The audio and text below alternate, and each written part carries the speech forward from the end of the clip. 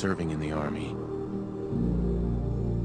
Wondered when he'd get to go home to his wife and the son he'd never seen.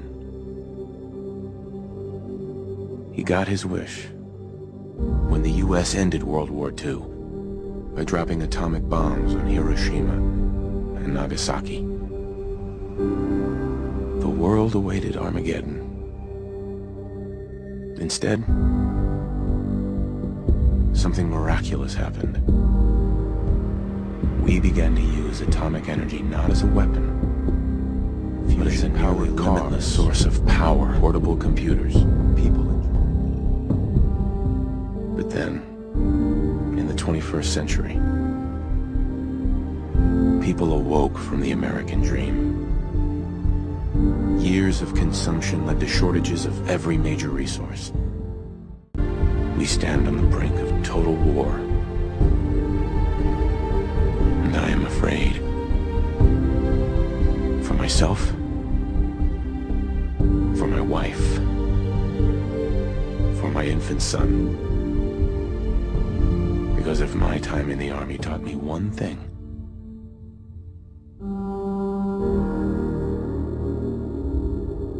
it's that war never changes.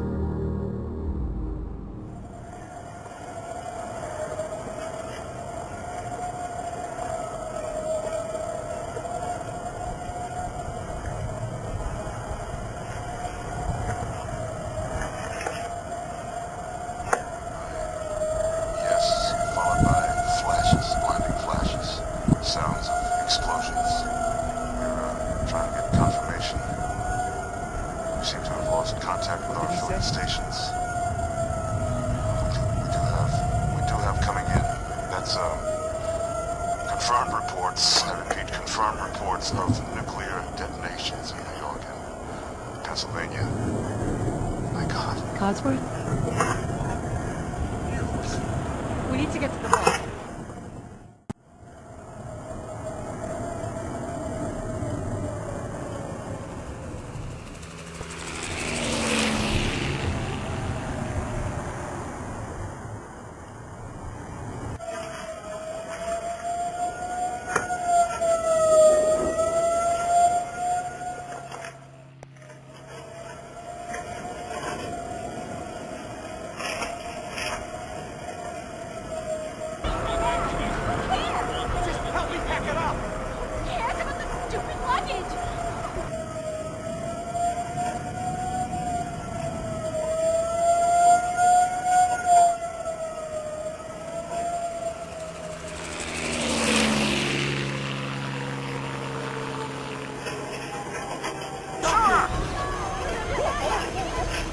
We need to get in. We're on the list. Infant, adult male, adult female. Okay, go ahead. Thank you. Good luck, sir. You two, follow me! Come on! What's gonna happen to all those people outside the gate? We're doing everything we can. Now keep moving!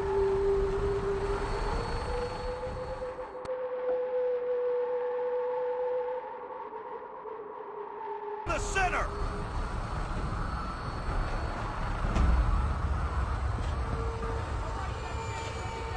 Almost there. Is Sean okay? He's fine. We're gonna be okay. I love you. Oh my...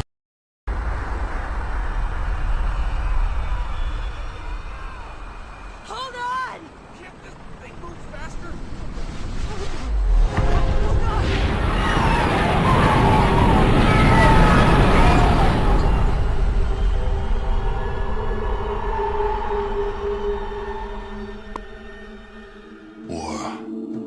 War never changes. The end of the world occurred pretty much as we had predicted. Too many humans, not enough space or resources to go around. The details are trivial and pointless. The reasons, as always, purely human ones. The Earth was nearly wiped clean of life. A great cleansing, an atomic spark struck by human hands, quickly raged out of control. Spears of nuclear fire rained from the skies. Continents were swallowed in flames and fell beneath the boiling oceans. Humanity was almost extinct. spirits becoming part of the background radiation that blanketed the Earth. A quiet darkness fell across the planet.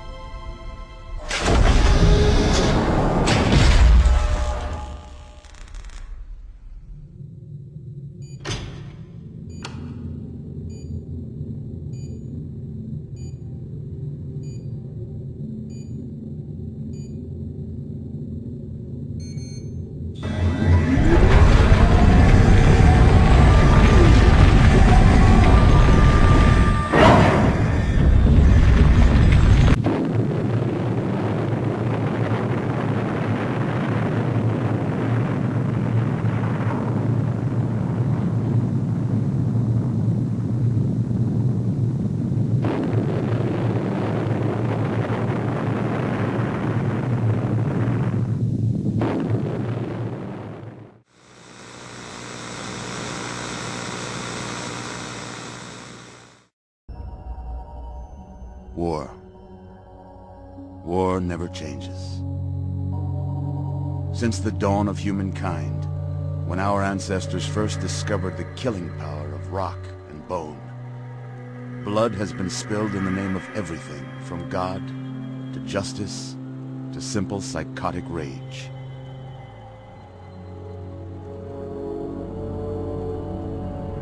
In the year 2077, after millennia of armed conflict, the destructive nature of man could sustain itself no longer. The world was plunged into an abyss of nuclear fire and radiation.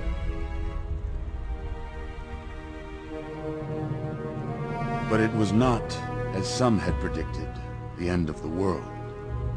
Instead, the apocalypse was simply the prologue to another bloody chapter of human history.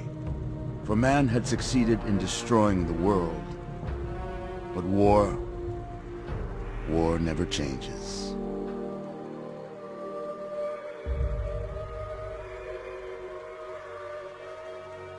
In the early days, thousands were spared the horrors of the Holocaust in enormous underground shelters known as vaults.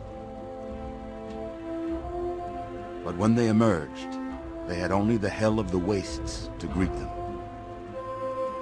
All except those in Vault 101. For on that fateful day, when fire rained from the sky, the giant steel door of Vault 101 slid closed and never reopened. It was here you were born. It is here you will die. Because in Vault 101, no one ever enters, and no one ever leaves.